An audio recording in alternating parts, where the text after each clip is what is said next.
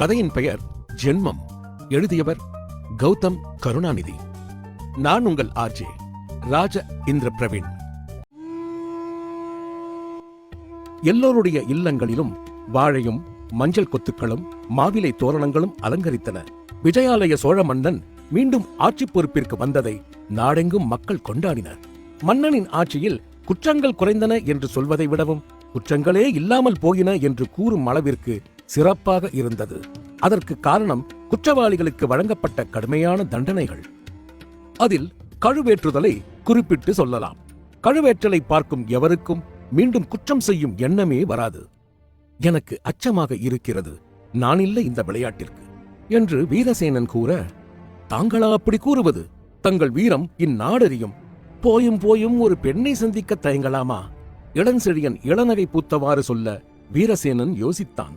அதற்கல்ல, கயல்விழி நம் மன்னரின் அரசவை கவிஞரின் மகள்.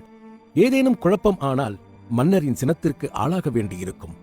மற்றதெல்லாம் விடுங்கள், உங்களுக்கு பிடித்திருக்கிறதா இல்லையா? எனக்கு மட்டும் பிடித்து என்னாக போகிறது? உங்கள் இருவருக்கும் ஒருவரை ஒருவர் பிடித்து விட்ட பின் மற்றோர் எல்லோரும் வாழ்த்த வேண்டியவர்கள் மட்டுமே என்று இளஞ்செழியன் தீர்மானமாய் சொல்ல வீரசேனன் யோசித்தான். யோசிக்க வேண்டாம், புறப்படுங்கள் இளஞ்செழியன் கூற, இருமனதாக இருந்த வீரசேனன் கயல்விழியின் எழில் முகத்தையும் அதில் இழையோடிய புன்னகையையும் எண்ணியவன் அவன் அறியாமலேயே புறவியின் அருகில் செல்ல அது கனைத்து தயாரானது. வீரசேனன் ஏறிக்கொண்டான்.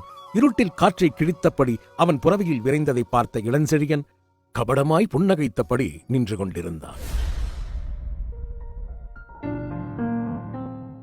வருண்! திவ்யா பாத்ரூமில் இருந்து கூப்பிட, என்னப்பா? டிவி பார்த்து கொண்டிருந்த வருண் கலைந்தான். அந்த டவல் எடுத்து போடுங்க, குளிக்க போகும்போதே எல்லாத்தையும் எடுத்துட்டு போக வேண்டியதானே என்று சொன்ன வருண், பரவாயில்ல அப்படியே வா, நான் மட்டும் தானே இருக்கேன் என்று சிரித்தான். வருண் திவ்யாவின் கரம் பிடித்து 2 மாதங்கள் ஆகின்றன. வருண் சென்னையில் ஒரு மென்பொருள் நிறுவனத்தில் பணியாற்றுகிறான். திவ்யா ஈரோட்டில் தனியார் பள்ளியில் பணிபுரிந்து வருணை கைப்பிடித்தவுடன் பணியை ராஜினாமா செய்துவிட்டாள். இருவரையும் பார்க்கும் எவரும் மீண்டும் அவர்கள் அறியாமல் பார்த்துவிட்டு போகும் அளவிற்கு ஒருவருக்கு நிகர் மற்றவர் கவர்ந்திழுப்பதில். வருண், டவலை எடுத்து கொடுப்பா, விளையாடாத. திவ்யா சினுங்கியபடி கேட்க வருண் மனதில் ஆசை கொழுந்து விட்டது. ஏய், அப்படியே வா. வந்துடுவேன். வாடினா என்று சொன்னவன் அவள் பாத்ரூமில் இருந்து வருவதை அவளுடன் பார்த்தான். பாத்ரூம் கதவை திறந்தபடி திவ்யா வெளியே வந்தாள். முழுக்க உடை அணிந்திருந்தாள். சிகப்பு சுடிதார் அவளை தேவதையாக காட்ட, வருணிடம் நெருங்கி, நல்லா ஏமாந்தீங்களா என்று அவள் சிரிக்க, அவள் சிரிக்கும் அழகில் கரைந்த வருண், லவ் யூ டி என்றவாறு இழுத்து அணைத்துக் கொள்ள, போதும் போதும், இப்பதான் குளிச்சிருக்கேன், நீங்க சீக்கிரம் குளிச்சுட்டு ரெடி ஆகுங்க என்று திவ்யா சொல்ல நெற்றியில் முத்தமிட்ட வருண், ஆமா இன்னைக்கு நம்ம பிளான் என்ன? 1000 வருஷங்கள் பழமையான வடக்கும்நாதன் சிவன் கோயிலுக்கு போறோம். அப்படியே பரமேகாவு பகவதி அம்மன் கோயிலுக்கும் போறோம். மத்தியானம் சாப்பிட்டுட்டு ரூம்ல கொஞ்ச நேரம் ரெஸ்ட். அப்புறம் சாயங்காலம் குருவாயூர் யானைக்கோட்டம் 2 இடங்களுக்கும் போறோம். அவ்வளவுதான்.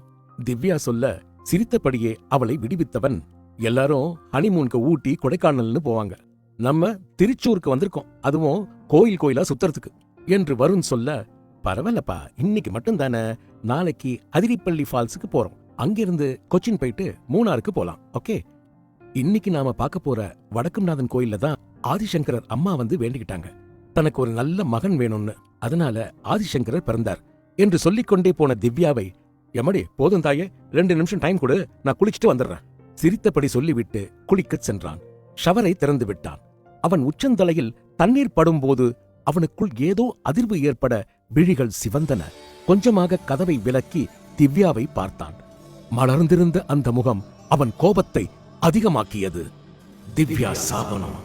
இந்த ட்ரிப் முடிச்சிட்டு போகும்போது அவ உயிரோடு இருக்கக்கூடாது என்று ஆழ்மனதில் இதே எண்ணம் திரும்ப திரும்ப ஓடியது. வருண்! திவ்யா காதலுடன் அழைக்க அசைவில்லாது உட்கார்ந்திருந்தான் வருண். ஆழ்மனதில் திவ்யாவை கொன்னுடு என்றே மீண்டும் மீண்டும் எண்ணங்கள் தோன்ற, எங்கே எப்படி என்று மனதில் திட்டமிடத் தொடங்கினான். கூப்பிட்ட குரலுக்கு எந்த பதிலும் சொல்லாமல் கட்டிலில் உட்கார்ந்திருந்த வருணை தோள்களை பிடித்து திவ்யா உலுக்க, தூக்கத்தில் இருந்து கண்விழித்தாற்போல் வருண் அவளை பார்த்தான். என்னப்பா, இதோ இப்ப கிளம்பிடுற. காதலாய் சிரிக்க திவ்யா அவனையே பார்த்தாள். வருண், சொல்லுப்பா, எத்தனை தடவை கூப்பிட்டேன், ஏன் மௌனமா இருந்தீங்க? நிஜமா தெரியலப்பா, என்று வருண் சொன்னபடி எழுந்திருக்க திவ்யாவிற்குள் ஏதோ ஒரு பயம் உள்ளே உருவானது. வீரசேனன் நாச்சியார் கோவிலை கடந்து வெக்காளியம்மன் கோவிலுக்கு வரும்பொழுது பொழுது புலர்வதற்கு இன்னும் சிறிது நேரமே இருக்க காத்திருக்க ஆரம்பித்தான். கயல் வருவாளா? அப்படி வந்தால் அவளிடம் பேச முடியுமா? அவளுடன் வரும் தோழிகளின் முன்னிலையில் நாம் எதுவும் பேசப்போய் கயல் எதுவும் தவறாக நினைத்துக் கொள்வாளோ? மன்னன் விஜயாலய சோழனின் படைத்தளபதி சேனாதிபதியின் மகனாக இருந்து கொண்டு நான் செய்யும் காரியம் தந்தைக்கும் மன்னருக்கும் பெருமை சேர்ப்பதாய் அமையுமா? ஒன்றும் வேண்டாம், திரும்ப சென்று விடலாமா என்று பல்வேறு எண்ணங்கள் அவனை அலைக்கழித்தன. புரவியிடம் சென்று நின்று கொண்டான். புரவி அவனை பார்த்து கணைக்க அதன் பிடரி முடியை வருடிவிட்டான். பொழுது மெல்ல விடிந்து கொண்டிருந்தது. சிறிது நேரம் காத்திருந்தவன் கவனத்தை ஏதோ ஒரு சத்தம் ஈர்க்க என்னவென்று பார்த்தான். கோவிலின் தலைமை பூசாரி ரகுநாத குருக்கள், அவருடன் இன்னும் இருவர் வந்து ஆலயத்தின் கதவை திறந்தனர். ரகுநாத குருக்களின் கண்களில் வீரசேனன் பட்டுவிட அவர் அவன் அருகில் வந்தார். யாரது?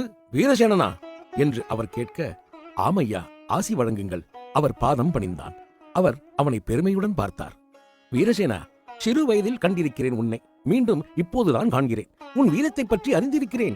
மனிதர்களை கொள்ளையர்களிடமிருந்து நீ காப்பாற்றியதும் மன்னர் உன்னை பற்றி பெருமையாய் பேசியதும் எனக்கு தெரிந்தபோது நான் பாடம் பயிற்றுவித்த ஒரு குழந்தை என்று உன்னை பற்றி பெருமை கொண்டிருக்கிறேன். அவர் சொல்ல வீரசேனன் பணிவுடன் நின்று கொண்டிருந்தான்.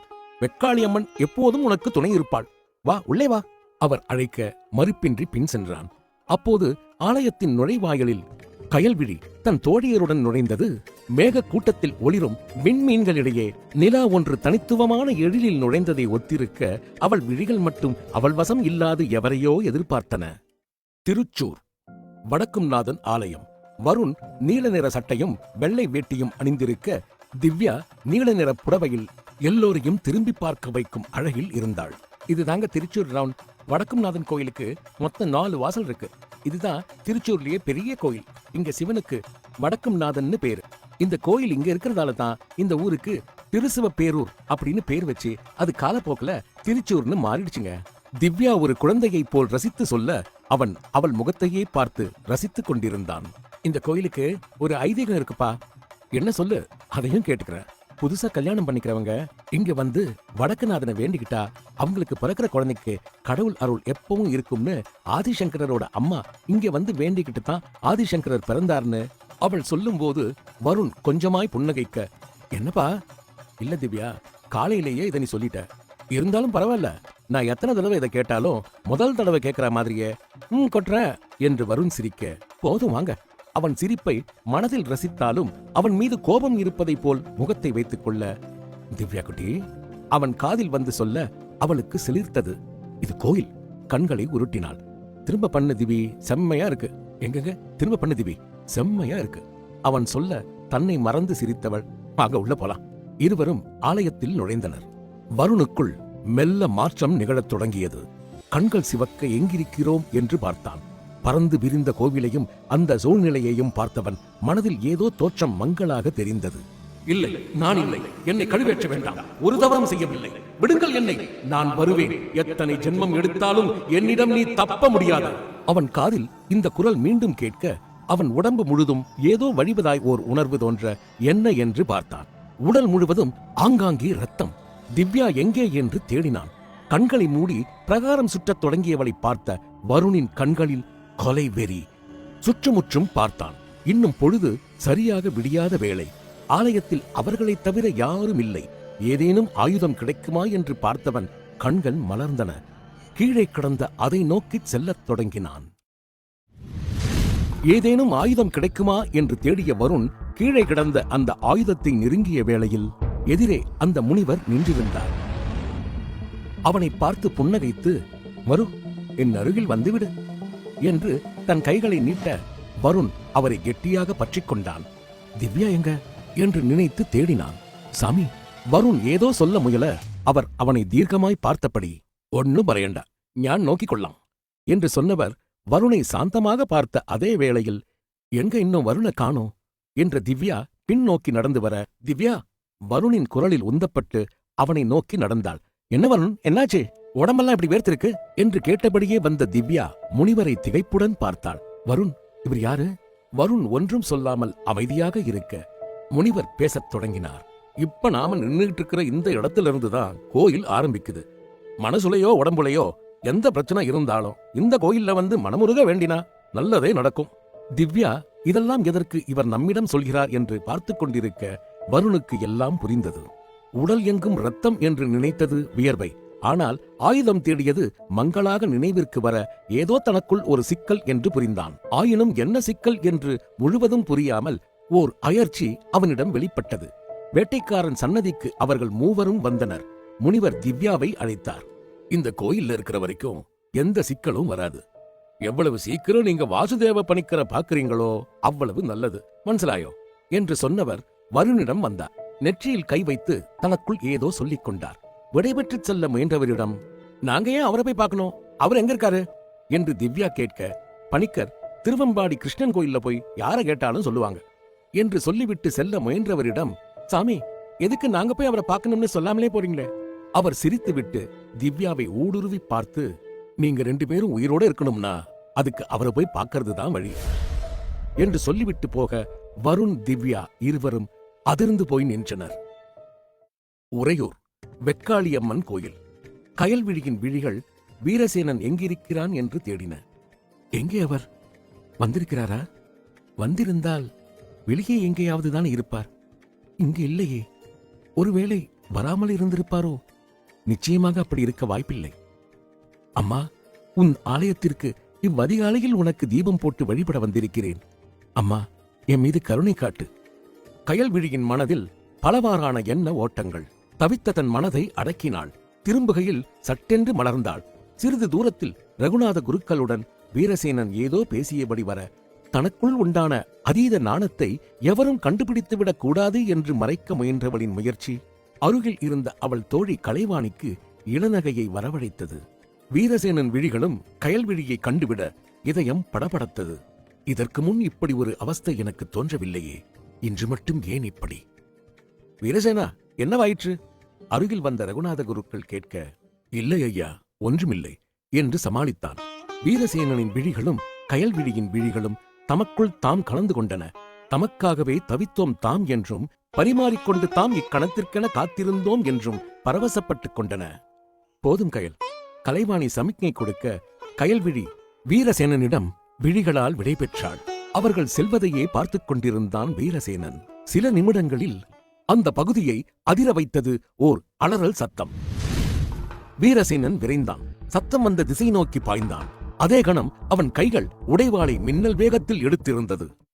திருவம்பாடி ஸ்ரீ உன்னிகிருஷ்ணன் கோவில். வருண் திவ்யா இருவரும் இறங்கினர். கோயில் கவுண்டரில் சென்று, வருண், இங்க வாசுதேவ பணிக்கரை பார்க்கணும்.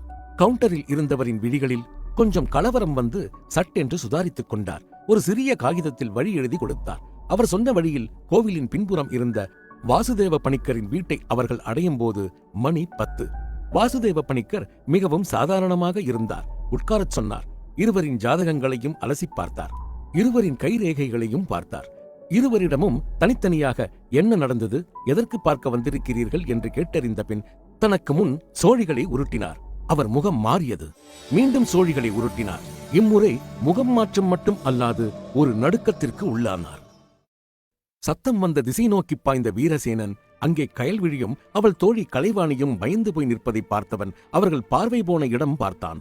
ஒரு நாகம் படமெடுத்து நிற்பதை பார்த்து, இதற்குத்தான அலறியது என்று இளநகையோடு ஏறிட்டான். கயல்விழிக்கு நாணம் வர முகம் சிவந்தது. ஓஹோ, இதற்கு நீங்கள் பயப்பட மாட்டீர்களா என்று கலைவாணி பட்டென்று கேட்டுவிட வீரசேனன் புன்னகைத்தான். மனிதர்களை தவிர நாங்கள் எதற்கும் பயப்படுவது வழக்கமில்லை என்று சொல்லிக்கொண்டே வாளால் மெல்ல தட்டிவிட அந்த நாகப்பாம்பு சீற்றமடைந்தது. அவனை நோக்கி சீறியது.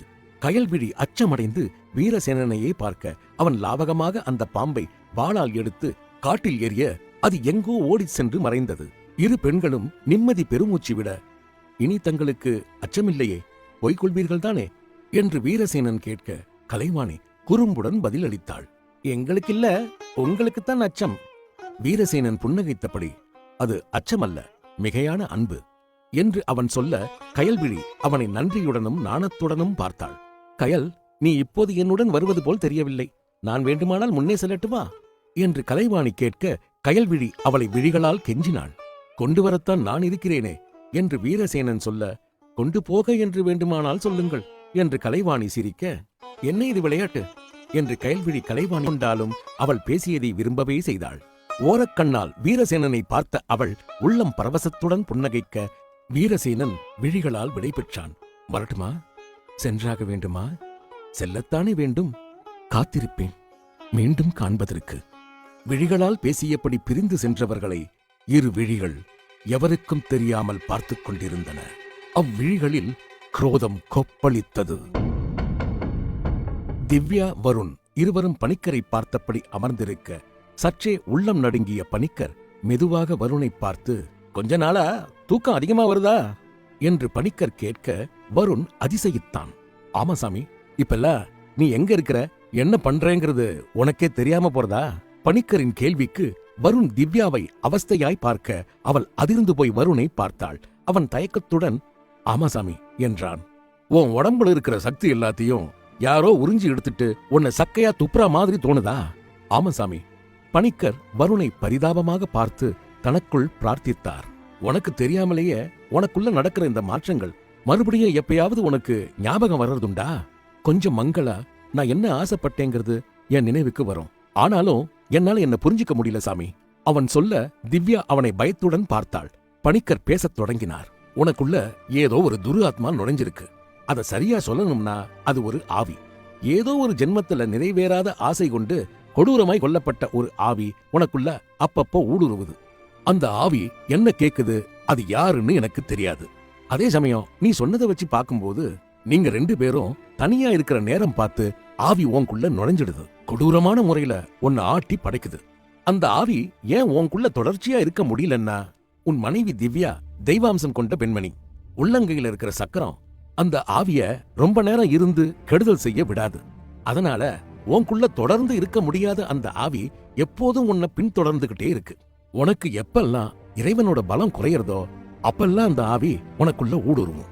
அதுக்கு என்ன தேவையோ அது கண்டிப்பா உன்னை வச்சு நிறைவேற்றிக்கும் என்று பணிக்கர் சொல்ல, எக்கச்சக்கமாய் அதிர்ந்து உறைந்து போய் அமர்ந்திருந்தனர் வருணும் திவ்யாவும்.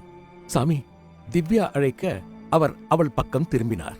நான் இவர் கூட இருக்கிற தருணங்கள்ல அந்த ஆவி இவருக்குள்ள நுழைய முடியாதுன்னு சொன்னீங்க, அப்படின்னா? பணிக்கர் தொடர்ந்தார். அந்த ஆவி உங்க கூட தான் இருக்கு. இவர் மூலமா ஏதோ ஒன்ன நிறைவேற்றிக்கிறதுக்காக இவரை தொடருது. நீங்க கூட இருக்கும்போது இவருக்குள்ள நுழையலன்னாலும் அது உங்க கூட தான் இருக்கு. திவ்யா அதிர்ந்தாள். மன்னிக்கணும் சாமி. சொல்லுமா, அந்த ஆவி எதுக்கு இவரை தொடரணும்? அது என்ன செய்யும்னு தெரிஞ்சுக்க ஏதாவது வழி இருக்கா என்று கேள்வி கேட்ட திவ்யாவையே பார்த்தார் பணிக்கர். வரும் அமாவாசைக்குள் கடுமையான கண்டத்தை எதிர்நோக்கப் போகும் திவ்யாவின் முகத்தை உற்று பார்த்தவர், அது யாருன்னு கண்டுபிடிக்கணும்னா அதுக்கு ஒரு வழி இருக்கு. மீடியம் கூட பேசுறவங்க மூலமா முயற்சி பண்ணி பார்க்கலாம். சில சமயங்கள்ல ஆவி வரலாம், ஆனா அத உறுதியா சொல்றதுக்கு இல்ல என்று சொன்னவர், அது என்ன செய்யும்னு தெரிஞ்சுக்கிறத விட நீங்க தெரிஞ்சிக்காம இருக்கிறதே மேல்மா. இருவரும் பணிக்கரை கும்பிட்டனர். வர அமாவாசை வரைக்கும் நீங்க 2 பேரும் ஒன்னாவே இருங்க. தனியா எங்கேயும் போகாதீங்க.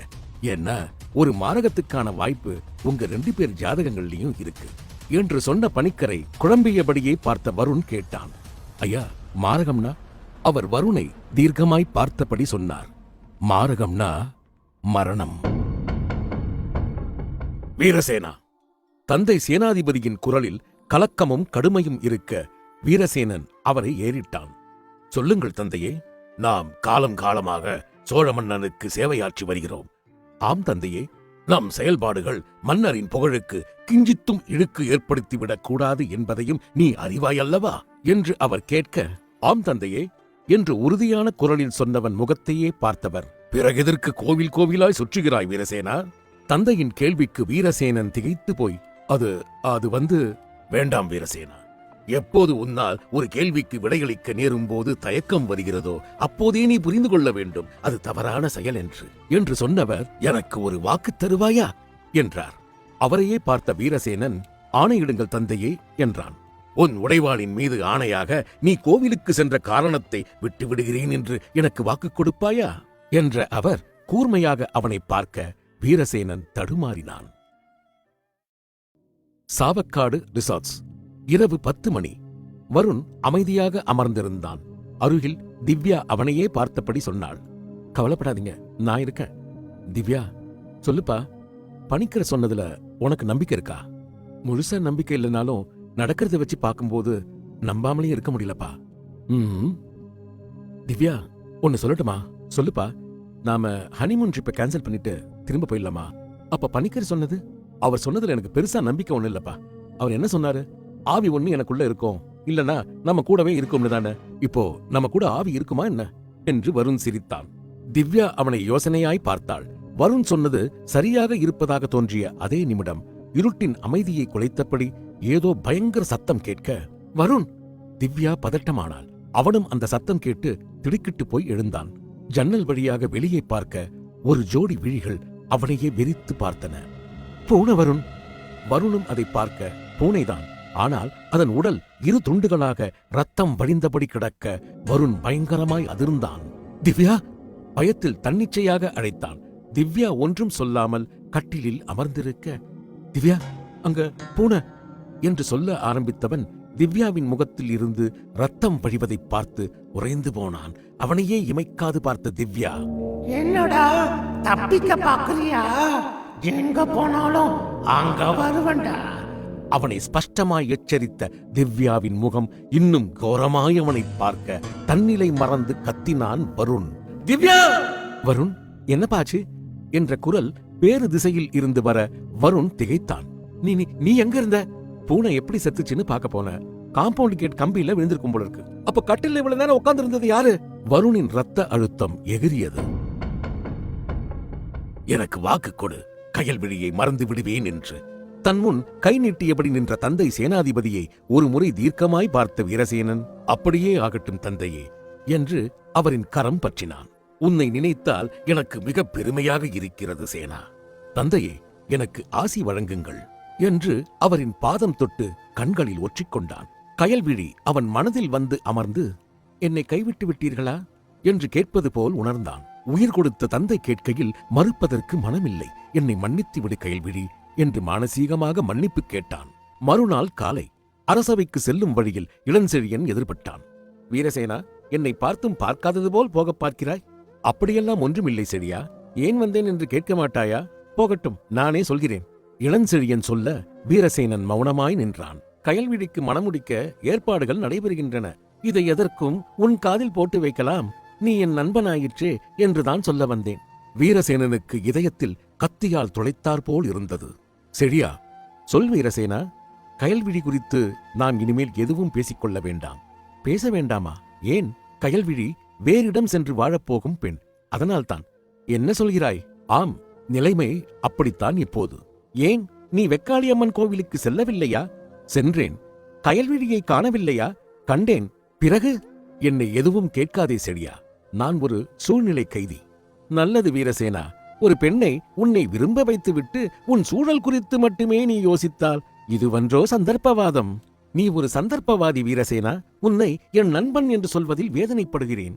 மன்னித்துக்கொள் செழியா. இது குறித்து நாம் இனி ஒன்றும் பேச வேண்டாம் என்று நினைக்கிறேன். வருகிறேன். வீரசேனன் புறவியை தட்டிவிட்டான். அவன் சென்ற திசையையே பார்த்துக் கொண்டிருந்த இளஞ்செழியன், பரவாயில்லை, எல்லாம் திட்டமிட்டபடி நடக்கிறதே.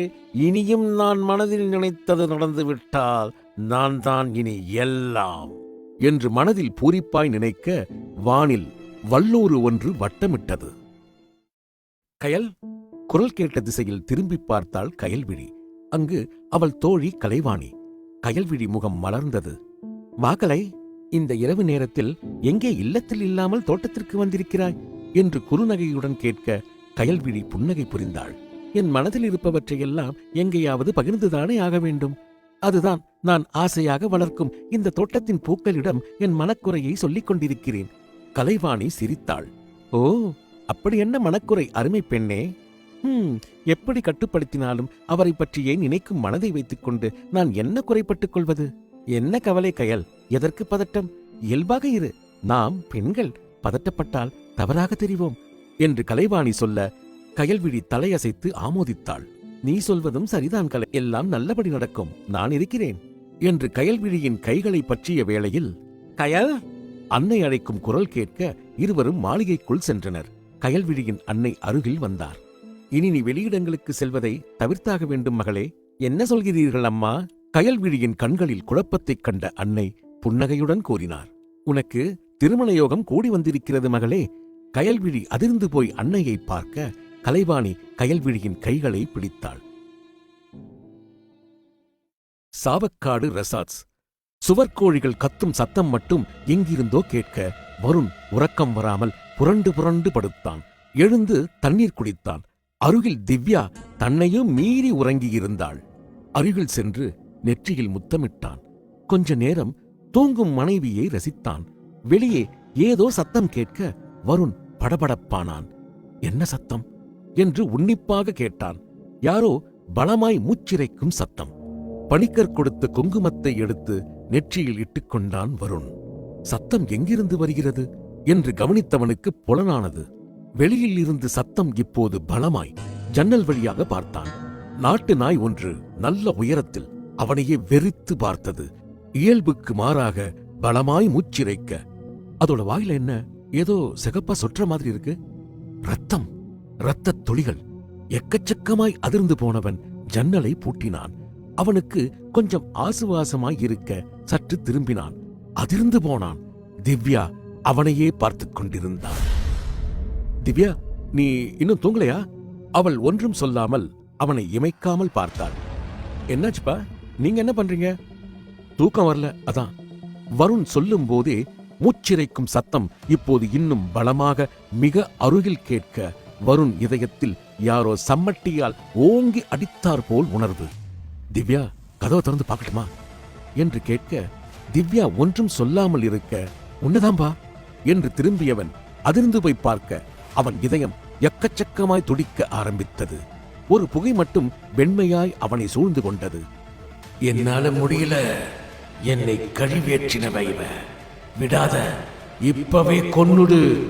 வருணின் மனதில் குரல் மீண்டும் மீண்டும் கட்டளையிட கதவை திறந்தான்.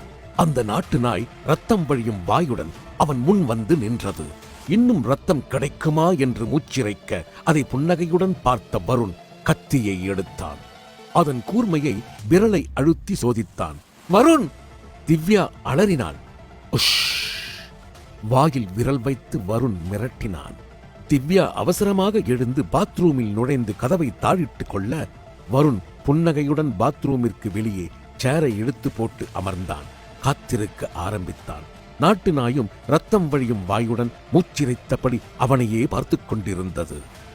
திவ்யா உள்ளே நடுங்கியபடி தன் இஷ்ட தெய்வத்தை வேண்டிக் கொண்டாள். வருண் மனதில் உறையூரில் கழுமரத்தில் கொஞ்சம் கொஞ்சமாய் துடித்தபடி சாகும் உருவம் ஒன்று மங்களாக தெரிய விழிகள் வெறியேறி கத்தியை எடுத்துக்கொண்டு பாத்ரூம் கதவை பலம் கொண்ட மட்டும் உதைத்தான். தாழ்பால் நெகிழ ஆரம்பித்தது. வருண் உதைத்ததில் பாத்ரூம் கதவின் தாழ்பால் நெகிழ கைகளை பிசைந்தபடி நின்ற திவ்யாவிற்கு பணிக்கர் சொன்னது நினைவிற்கு வந்தது. துரு ஆத்மா எப்ப வேணாலும் வருண் உடம்புல வரும். அப்ப என்ன நடக்கும்னு யாராலையும் சொல்ல முடியாது. அப்படி அந்த ஆத்மா மறுபடியும் வந்துச்சுன்னா அதுகிட்ட இருந்து காப்பாத்திக்க ஆள்காட்டி விரலையும் கட்ட விரலையும் சேர்த்து வருணோட நெத்திய பிடிச்சா சில நேரங்கள்ல அந்த துரு ஆத்மா பிடிய விட்டுரும். அப்படி விடும்போது அதோட உச்சகட்ட கோபம் உங்க மேல திரும்பும். அப்போ இந்த பகவதி குங்குமத்தை உங்களை சுத்தி தூவி விடுங்க. குங்கும கூட்டுக்கு வெளியே என்ன நடந்தாலும் நீங்க 2 பேரும் கவனிக்கவும் வேண்டாம், பயப்படவும் வேண்டாம். அப்படி பயந்து போய் அந்த கோட்டை தாண்டிட்டீங்கன்னா 2 பேர்ல ஒருத்தர் கண்டிப்பா உயிரோடு இருக்கிற சாத்தியதை ரொம்ப குறைவு. இப்ப எப்படி வெளியே போறது?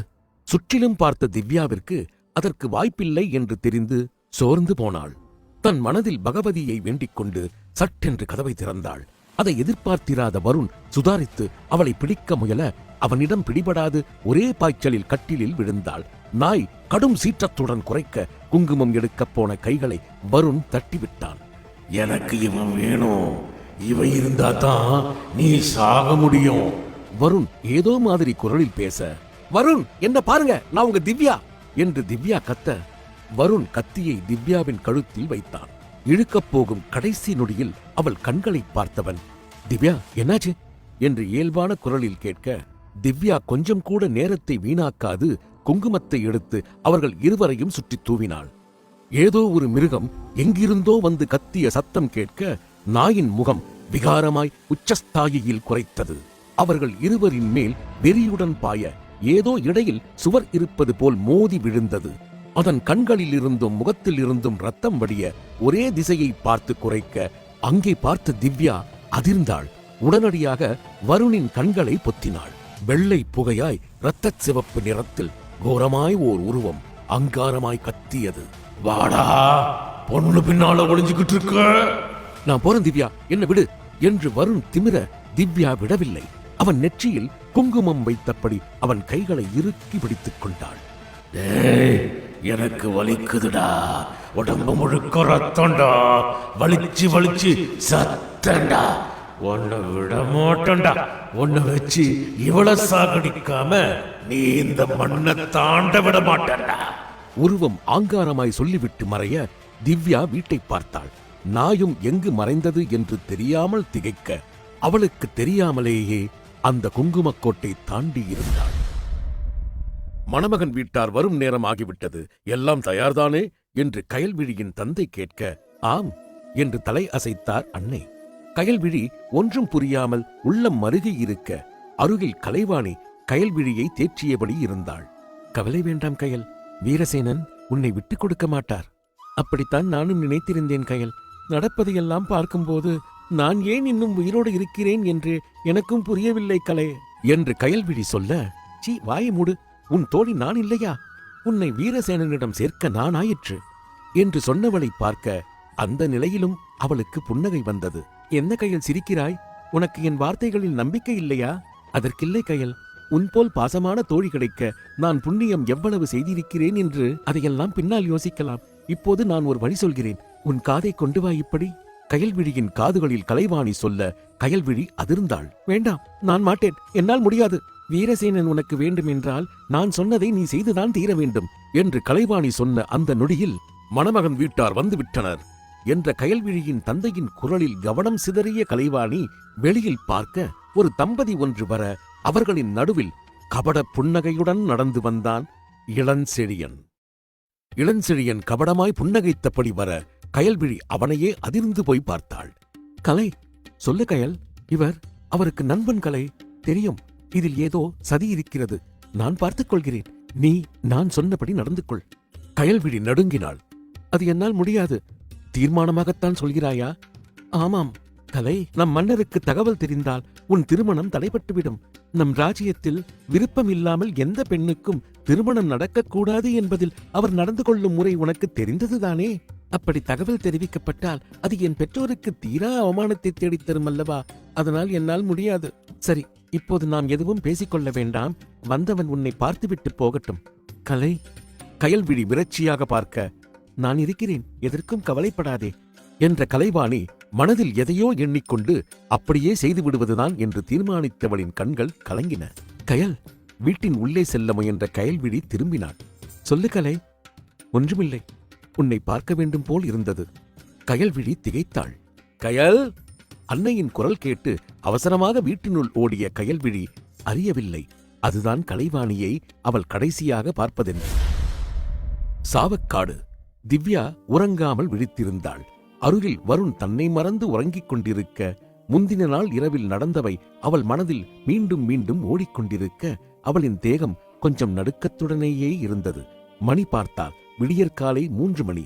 இனிமே தூங்க வேண்டாம். பொழுது விடிஞ்ச உடனே வருண அழைச்சுக்கிட்டு முதல்ல பணிக்கரை போய் பார்க்கணும்.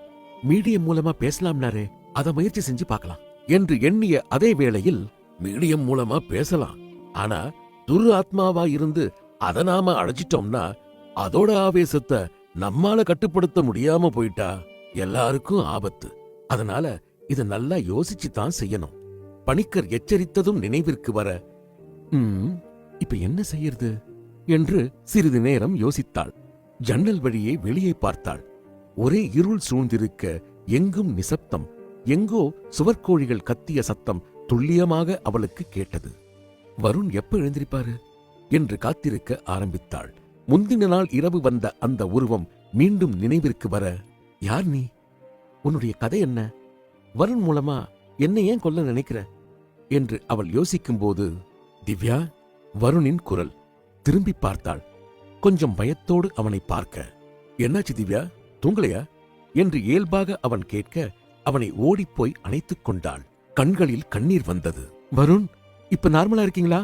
என்னாச்சு திவ்யா? எனக்கு தெரியுது எனக்குள்ள என்னென்னவோ மாற்றங்கள் நடக்குதுன்னு.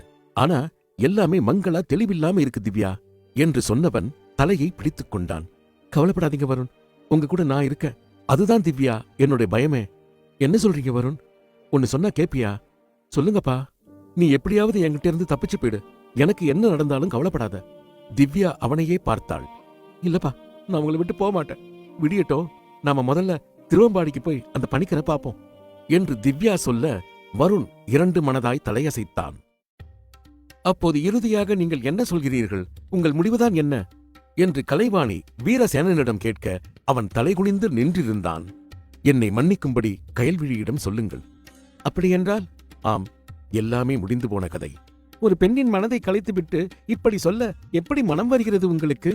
வீரசேனன் எதுவும் பேசாது அமைதியாக நின்றான். உங்களுக்கு ஒன்று தெரியுமா? வீரசேனன் கலைவாணியை கேள்வியாக பார்த்தான். கயல்விழிக்கு திருமண ஏற்பாடுகள் நடக்கிறது. மாப்பிள்ளை வேறு யாருமல்ல, உங்கள் நண்பர் இளஞ்செழியன்தான். வீரசேனன் ஒரு நிமிடம் துணுக்குற்று போய் மறு நிமிடமே இயல்பாக பேசினான். அவனுக்கு வரம் கிடைக்கட்டும். உங்களிடமிருந்து சதி செய்து தட்டிப்பறித்திருந்தால்? புரியவில்லையே. நீங்கள் அன்று ஆலயம் வந்தது உங்கள் தந்தைக்கு எப்படி தெரியும்? நானோ கயல்விழியோ இல்லை அர்ச்சகரோ வந்து சொல்ல வேண்டிய அவசியமில்லை. நீங்களும் போய் ஒன்றும் சொல்லியிருக்க மாட்டீர்கள். அப்படி இருக்க உங்கள் தந்தைக்கு எப்படி தெரியும்? அப்படியென்றால்? ஆம், நம்பக்கூடாதவனை நண்பன் என்று வைத்திருந்தால் இப்படித்தான் நடக்கும். வீரசேனனின் விழிகள் சிவந்தன. சாவக்காடு. காலை 6 மணி. திவ்யா வருண் இருவரும் குளித்து தயாராக இருந்தனர். பணிக்கர் இருக்காரான்னு கூப்பிட்டு பார்க்கலாமா என்று கேட்டபடி அலைபேசியை எடுத்த வருணை, வேண்டாம், எவ்வளவு சீக்கிரமா அந்த இடத்துல இருந்து கிளம்ப முடியுமோ கிளம்பிடலாம். எப்படியாவது பணிக்கரை பார்த்து மேற்கொண்டு என்ன செய்யணுமோ அதை செஞ்சுட்டு வருவோம். அதற்கு வருண் தலையசைத்தான். இருவரும் இறங்கினர். குளிர் இன்னும் முழுதாக போகவில்லை. மழை தூறிக்கொண்டிருக்க வருண் காரை அடைந்தவன் திடுக்கிட்டு போனான். அந்த நாட்டு நாய் காரின் அருகில் நாக்கை வெளியே நீட்டியபடி மூச்சிரைத்தது. அவனை பார்த்தவுடன் எழுந்தது. திவ்யா! வருண் அலற, என்னாச்சு வருண்? ரூமுக்கு ஓடு! சூழ்நிலையை புரிந்த திவ்யா ஓடினாள். பின்னால் வருண் ஓடி வந்தான். நாட்டு நாய் 4 கால் பாய்ச்சலில் அவனை பிடிக்க முயன்று கிட்டத்தட்ட பிடிக்கப் போகும் கடைசி நிமிடத்தில் திவ்யா வருணை அறைக்குள் இழுத்து போட்டாள். கதவை சாத்த நாய் பயங்கரமாக குரைத்தது. கதவை பிராண்டியது. நல்ல வேளை, திவ்யா மூச்சு வாங்க சொன்னாள். வருண் கட்டிலில் அமர்ந்திருந்தான். ஒன்றும் பேசாமல் இருந்த அவனிடம் சென்ற திவ்யா, கவலைப்படாதீங்க வருண் என்று சொன்னவள் அவன் எந்த எதிர்வினையும் புரியாமல் அமைதியாக இருக்க திவ்யாவின் மனம் எச்சரிக்கையானது. வருண்! குரல் நடுக்கத்துடன் வெளிவர வருண் நிமிர்ந்தான். அவளையே பார்த்து சிரித்தான். கடைவாயோரம் ரத்தம் வழிய சிரித்தான். அவ்வளவு சீக்கிரமா இவனை கொண்டு போயிடுவியா என்று கேட்டபடி எழுந்தான். வருண்! திவ்யா அலறினாள். அவள் அலறலை கொஞ்சம் கூட கண்டு கொள்ளாத வருண் அவளை ஒரு கோணல் சிரிப்புடன் நெருங்கினான். வருண் திவ்யாவை கோணலான புன்னகையில் நெருங்கினான். வருண் என்று திவ்யா மீண்டும் அலற, எவ்வளவு நல்லா இருக்கு, நீ கத்துறது கத்து, இத கேட்கணும்னு எவ்வளவு வருஷமா காத்துக்கிட்டு இருக்கு என்று வித்தியாசமான குரலில் சொன்ன வருண் அவள் கதறலை கண்மூடி ரசித்த ஒரு நொடி அவளுக்கு போதுமானதாக இருக்க அவள் ஷாலை எடுத்து அவன் முகத்தில் போட, அவன் சுதாரிக்கும் முன் ஷாலால் முகத்தை சுற்றி அவனை தள்ளிவிட அவன் படுக்கையில் விழுந்தான். அவன் தன் முகத்தை சுற்றிய ஷாலை எடுக்க முயல திவ்யா சுற்றுமுற்றும் பார்த்தாள். ஆபத்திற்கு பாவல்ல, ஏதேனும் ஆயுதம் இருக்குமா என்று பார்த்தவள் ஒன்றும் கிடைக்காது போக தவித்தாள். வருண் எழுந்திருந்தான். அவன் கண்கள் சிவந்திருந்தன. எத்தனையோ ஜென்மமா உனக்காக காத்திருக்கண்டி, இந்த ஜென்மத்துல உன்னை கொல்லாம விட மாட்டேன் என்ற வருணின் கடைவாயோரம் ரத்தம் வழிய வெளியில் ஓடி தப்பிக்கலாமா என்று திவ்யா கதவை பார்க்க நாய் வெளியே மூச்சு விடும் சத்தம் அவளை நடுங்க வைத்தது. வீரசேனன் கலைவாணியின் முகத்தையே பார்த்தான். நீங்கள் சொல்வது மெய்யென்றாலும் என்னால் எதுவும் செய்ய இயலாது.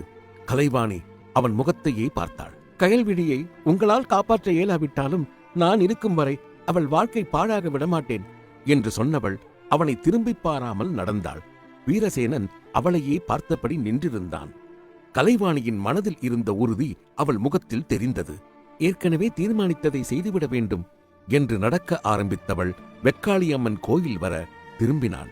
கருவறையில் இருந்து வெளியே வந்த அர்ச்சகர் அவளை பார்த்தார். வாங்கம்மா, தனியா வந்திருக்கீங்க என்று சொன்னவர் அவளை ஏறிட, இந்த அபலைக்கென்று யாரையா இருக்கின்றனர்? அப்படி சொல்லாதேம்மா. நீ பிறந்தபோது உன் தந்தை உன்னை தோளில் தூக்கிக் கொண்டு வந்து உன் பெயரில் அர்ச்சனை செய்து போனது நேற்று நடந்தது போல் இன்னும் எனக்கு நன்றாக நினைவில் உள்ளது என்று சொன்னவர் ஒரு நிமிடம் கண்களை மூடி அமைதியானார். உன் தந்தை மல்லன் மட்டும் இருந்திருந்தால், பாவம், அவன் போராத வேளை. காட்டில் வேட்டையாட போய் யானை தாக்கி உயிரிழந்தான். உன் அன்னை கணவன் பற்றி மட்டும் சிந்தித்து உயிரை மாய்த்துக் கொண்டாளே தவிர உன்னை பற்றி எண்ணி பார்க்க மறந்து விட்டாளம்மா என்று பேசிக்கொண்டே போன அர்ச்சகர் கலைவாணியின் முகம் சோகமாக மாறியது கண்டு பேச்சை திசை திருப்ப முயன்றார். யார் பெயருக்குமா அர்ச்சனை? அம்மன் பெயருக்கு என்று சொன்னவள் உள்ளே பச்சை நிற பட்டில் ஒளிர்ந்த வெக்காளி அம்மனையே பார்த்தாள். என் கடைசி அர்ச்சனை இது, ஏற்றுக்கொள். என்னுடன் இரு. என் தோழியின் வாழ்வை காப்பாற்றிக் கொடு. பிரார்த்தனை செய்தவளை அம்மன் புன்னகையுடன் பார்த்தது போல் கலைவாணிக்கு தோன்ற நிறைவாய் வெளியே வந்தாள். அரண்மனை இருக்கும் திசை நோக்கி நடக்க ஆரம்பித்தாள். வருண்! திவ்யா தன் அருகில் வந்த வருண் இடம் இருந்து தப்பிக்க முயன்று முடியாமல் அலறினாள். நான் உங்க திவ்யா வருண், ப்ளீஸ் விடுங்க. வருண் சிரித்தான். திவ்யாவின் கூந்தலை பிடித்தான். அவன் வலது கையை பார்த்த திவ்யாவிற்கு திக்கென்றது. கூர்மையான கத்தி ஒன்று அவன் கையில் இருக்க அவன் கண்களில் பல நாட்களாய் தேடிய இறை கைகளில் மாட்டிய வெறி. உனக்கு தெரியுமா? வருண் குரல் அல்ல இது. திவ்யா அதிர்ந்து போய் அவனை பார்க்க, 10 நாள் சித்திரவதப்பட்ட தண்ணின்னு எனக்கு உயிர் போகும். ஒரு துளி தண்ணி கூட எனக்கு கிடைக்கல. என் ரத்தம் தரையில சொட்டு சொட்டா சிந்தும். ஐயோ, யாராவது என்ன சாகடிச்சிடுங்கன்னு எல்லாரையும் பார்ப்பேன். எல்லாரும் என்ன வேடிக்கை மட்டும் பார்த்துட்டு போனாங்க. ஒரு நாள் நான் செத்தும் போயிட்டேன். ஆனாலும் கடுமரத்துல தொங்கிக்கிட்டே இருந்தேன். என்னை கொண்டு போய் குப்பையா எரிச்சிட்டாங்க. இந்த ஜென்மத்துல நீ மாட்டிருக்க. ஆனாலும் இப்பவும் உனக்கு புருஷனாலதான் சாவுன்னு உன் ஜாதகம் சொல்லுது. எனக்கு இவன் வேணும். இவன் மூலம்தான் நீ சாகணும். என்னால ஒன்னும் பண்ண முடியலன்னா என்ன? இவனை என்ன வேணும்னாலும் பண்ணுவேன், பாக்குறியா என்று வருண் இடைவெளி விட்டான். கத்தியால் அவன் உடலை குத்திக் கொண்டான். ரத்தம் பீரிட்டு வர, வருண்! திவ்யா அலறினாள். இன்னும் பண்ணவா என்று வருண் உறக்கச் சிரிக்க, ப்ளீஸ், நீ சொல்றது எனக்கு ஒன்றும் புரியல. நீ யாரு, நான் யாரு? உனக்கும் எனக்கும் என்ன சம்பந்தம்? திவ்யா கண்களில் நீருடன் கெஞ்சினாள். வருண் அவள் அருகில் வந்து குனிந்து அவளையே பார்த்தான். நீ யாருன்னு உனக்கு தெரியாதா என்று சொன்ன வருண் கோபத்துடன் அவளை அறைந்தான். திவ்யா கதவில் மோதி கீழே விழுந்தாள். குங்குமக்கோட்டை தாண்டிட்டீங்கன்னா 2 பேர்ல ஒருத்தர் சாகறதுக்கு அதிக வாய்ப்பு இருக்கு என்று பணிக்கர் சொன்னது நினைவிற்கு வர, எப்படியாவது வருணை காப்பாற்றிவிட வேண்டும் என்று தீர்மானித்த திவ்யாவிற்கு தூக்கி வாரி போட்டது. வருண் கத்தியை தன் கழுத்தில் வைத்தான். இங்கிருந்து நீ தப்பிக்க முடியாது. எனக்கு தேவை நீ. வேண்டாம், நீ என்ன கொன்னுடு, அவரை விட்டுடு. வருண் ரத்தம் வழியும் வாயோடு சிரித்தான். கதவருகில் வந்தவன் கதவை திறந்து விட்டான். நாய் உள்ளே பாய்ந்து வர வருண் நாயையே பார்க்க, வருணின் பார்வையை உள்வாங்கிய நாய் திவ்யாவை பார்த்தது. நடப்பது என்னவென்றே புரிந்து கொள்ள முடியாமல் திவ்யா பரிதவிக்க, வருண் குரூரமாய் சிரித்தபடி நாய்க்கு கண்களால் உத்தரவு கொடுக்க, நாய் திவ்யாவை பார்த்து முன்னேறியது. வேண்டாம்! திவ்யா கத்தியபடி தப்பிக்க வழியின்றி மூளையில் ஒடுங்க முயல, நாய் தன் கோர பற்களை காட்டியபடி குறைத்தது. திவ்யாவின் மீது நாய் பாய முயல, அதே நேரம் வருணின் உடலில் மாற்றங்கள் தெரிய, ஏய் என்று வினோதமாக கத்தினான். நிமிடத்திற்கும் குறைவான நேரத்தில் கத்தியை வீச, அது நாயின் கழுத்தை வெட்ட நாய் சுருண்டது. வருணையை பரிதாபமாக பார்த்த நாய் ரத்தம் வெளியேற இறக்க ஆரம்பிக்க, வருண் திவ்யாவிடம் வந்து, உனக்கு ஒன்றும் ஆகவில்லையே? திவ்யா திகைத்தாள். இதுவும் வருண் குரல் இல்ல, ஆனா முன்னால கேட்ட குரலும் இல்ல. ஒன்றும் சொல்லாமல் அவனையே பார்க்க, கயல்விழி, உன்னைத்தான் கேட்டேன் என்று வருண் நேர்பார்வை பார்த்தபடி திவ்யாவை பார்த்து கேட்க, திவ்யா அதிர்ந்தாள். கயல்விழி யாரு? அரண்மனை இருக்கும் திசை நோக்கி நடந்த கலைவாணி எதிரில் ஒரு புறவி மெதுவாக வர யார் என்று பார்த்தாள். இளஞ்செழியன் புறவி மேலிருந்து இறங்கினான். அவளை பார்த்து ஏளனமாய் புன்னகைத்தான். வீரசேனனை போய் பார்த்துவிட்டு வருகிறாய் போல்.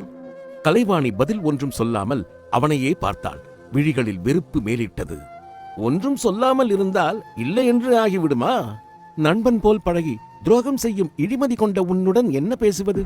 ஆம், துரோகம் செய்தேன். கயல்விழி மீது எனக்கும் ஆசை. சேனன் காதல் கொண்டு வந்து என்னிடம் சொல்ல, அவன் தந்தையிடம் சொல்லி பிரித்தவன் நான் தான். கயல்விழி மட்டுமல்ல, இப்போது அவன் வகிக்கும் தளபதி ஸ்தானமும் எனக்கு வேண்டும். அதற்காகத்தான் காய்கள் நகர்த்தினேன்.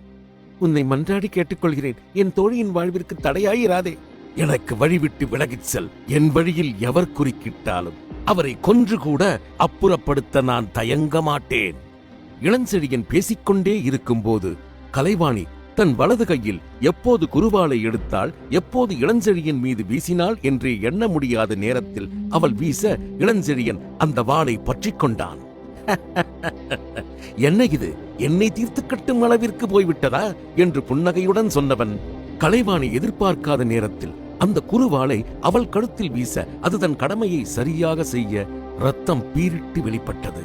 கலைவாணி சரிந்தாள். அவனையே பார்க்க, கவலை வேண்டாம், உன்னை கொண்டு போய் கரும்பு தோட்டத்தில் போட்டுவிட்டால் போதும். இரவு வரும் யானை கூட்டம் உன்னை மிதித்தாக உலகை நம்ப வைத்து விடுவேன் என்று சொன்னவன் காட்டு வழி பாதையை நன்றாக பார்க்க எவரும் இல்லை. குற்றுயிராய் கடந்த கலைவாணியை தன் புறவியில் ஏற்றிக்கொண்டு அதை தட்டிவிட்டான். புறவி காற்றை கிழித்தபடி விரைந்தது. இறந்து கிடந்த நாயையும் வருணையும் மாறி மாறி பார்த்தாள் திவ்யா. கயல்விழி, உனக்கு ஒன்றும் ஆகவில்லையே என்று மீண்டும் வருண் கேட்க, அவனையே பயமாய் பார்த்தவள் இல்லை என தலையாட்டினாள். வருண்? திவ்யா நடுங்கிக் கொண்டே கூப்பிட, யார் வருண் என்று வருண் திரும்பினான். திவ்யாவையே பார்க்க திவ்யா மெலிதாய் தைரியத்தை வரவழைத்துக் கொண்டு கேட்டாள், நீங்க யாரு? வருண் அவள் அருகில் வந்தான். அந்த கேள்வியை விரும்பாதவன் போல் அவன் முகம் சட்டென்று மாறியது. பதில் சொல்லாமல் எங்கோ பார்த்தான். சட்டென்று ஒரு சூறைக்காற்று அறையை விட்டு வெளியே போனது போல் இருக்க வருண் மயக்கத்தில் இருந்து விழித்தவன் போல் பார்த்தான். திவ்யா என்று வருண் அழைக்க அவள் கொஞ்சம் கூட தாமதிக்கவில்லை. வாங்க என் கூட. கிட்டத்தட்ட அவனை இழுத்துக்கொண்டு காருக்கு ஓடினாள். டிரைவிங் சீட்டில் ஏறி என்ஜினை ஸ்டார்ட் செய்ய கார் உருமியது. திவ்யா ஆக்சிலேட்டரில் கால் வைக்க போனவள் திக்கென்று அதிர்ந்தாள். கார் கண்ணாடியை மறைத்தவாறு காரின் முன்புறம் கோரமாய் அந்த உருவம் புகையாய் நின்றிருந்தது. இளஞ்செழியன் கரும்புக்காட்டை அடையும் போது மழை தூர ஆரம்பித்தது. கலைவாணியை இறக்கினான். அடர்த்தியான பகுதியில் அவளை தூக்கி போட்டான். பொத்தென்று உருண்டு விழுந்தவளை புன்னகையுடன் பார்த்தான். எப்படியும் இன்றோ நாளையோ யானை கூட்டம் வரும் என்று தனக்குள் புன்னகைத்தவன் திடுக்கிட்டான். ஏதோ சத்தம். அவன் இதயம் தாறுமாறாக துடிக்க, பிரமையோ என்று நன்றாக உற்று கவனித்தான். பிரமையில்லை, உண்மையாகவே ஏதோ ஒரு சத்தம். ஒரு புறவியின் சத்தம். அவனை நோக்கி வருவது போலவே சத்தம் பெரிதாகிக் கொண்டே போக இளஞ்செழியனுக்கு நடுக்கம் அதிகமானது. இளஞ்செழியன் புறவியின் சத்தம் வந்த திசையையே பார்த்துக் கொண்டிருந்தான். கீழே கிடந்த கலைவாணியை அருகில் இருந்த மரத்திற்கு பின் மறைத்து வைத்தான். யார் வருகிறார் என்று நிமிர்ந்து பார்த்தான். திடுக்கிட்டு போனான். புறவியில் வீரசேனன். என்னை எதிர்பார்த்திருக்க மாட்டாய் இல்லையா செழியா என்று கேட்ட வீரசேனன் புறவியிலிருந்து கீழே இறங்கினான். நீ எங்கே இங்கு என்று இளஞ்செழியன் கேட்க, அதைத்தான் நானும் கேட்கிறேன். இளஞ்செழியன் தன் உடைவாளை உருவினான். அதை கண்ட வீரசேனனின் இதழ்கள் குறுநகை சிந்தின. கலைவாணி எங்கே என்று வீரசேனன் கேட்க இளஞ்செழியன் திடுக்கிட்டான். எனக்கு தெரியாது. நீ அவளை உன் புறவியில் ஏற்றிக்கொண்டு வந்திருக்கிறாய். எங்கே அவள் என்று உண்மையை சொன்னால் உனக்கு நலம். இல்லை என்றால் கொன்று விடுவாயோ என்னை என்று இளஞ்செழியன் இகழ்ச்சியாய் சிரித்தான். உன்னை கொல்ல எனக்கு ஒரு சில நொடிகள் போதும் செழியா. உன்னை மன்னரிடம் ஒப்படைக்கப் போகிறேன் என்று சொன்ன வீரசேனன் தன் வாளை உருவினான். அது உன்னால் முடியாது சேனா என்று சொன்னவன் வீரசேனன் மீது தன் வாளை வீசினான். அமைதியான கரும்பு காட்டில் இருவரின் வாட்கள் மோதும் சத்தங்கள் எதிரொலித்தன. சிறிது நேரத்திலேயே இளஞ்செழியன் திணறினான். ஒரு கட்டத்தில் வீரசேனன் வாள் இளஞ்செழியன் தலையை வெட்டும் தருணத்தின் கடைசி நொடியில் வீரசேனன் தன் வாளை பின்னோக்கி எடுத்துக் கொண்டான். செழியா, நீ செய்தது தவறு, உன்னை மன்னரிடம் ஒப்படைக்கிறேன் என்று வீரசேனன் சொல்லும்போது மரத்தின் பின்னால் இருந்து முனகல் சத்தம் கேட்க வீரசேனன் பார்வைக்கு கலைவாணி கிடைத்தாள். அவளை அந்த நிலையில் பார்த்த வீரசேனன் ஒரு நிமிடம் தடுமாறிவிட, அந்த நிமிடம் இளஞ்செழியனுக்கு போதுமானதாக இருக்க தன் வாளை வீரசேனன் முதுகில் பாய்ச்ச வீரசேனன் குருதி பீரிட்டு வர கீழே விழுந்தான். சரியா, தவறு செய்யாதே என்று சொன்ன வீரசேனனின் அருகில் வந்த இளஞ்செழியன் தன் காலால் வீரசேனனின் மார்பில் மிதித்தான். எப்படி கலைவாணியை எவருக்கும் ஐயம் வராது தீர்த்து கட்ட யோசித்துக் கொண்டிருந்தேன். இப்போது என் வேலை எளிதாகிவிட்டது. நீ அவளிடம் தவறாக நடக்க முயற்சித்து அவள் உன்னை குத்திவிட்டாள். நீ அவளை வெட்டிவிட்டாய். இது எப்படி இருக்கிறது? என்ன நடந்தது இங்கு என்று எவருமே அறியப் போவதில்லை.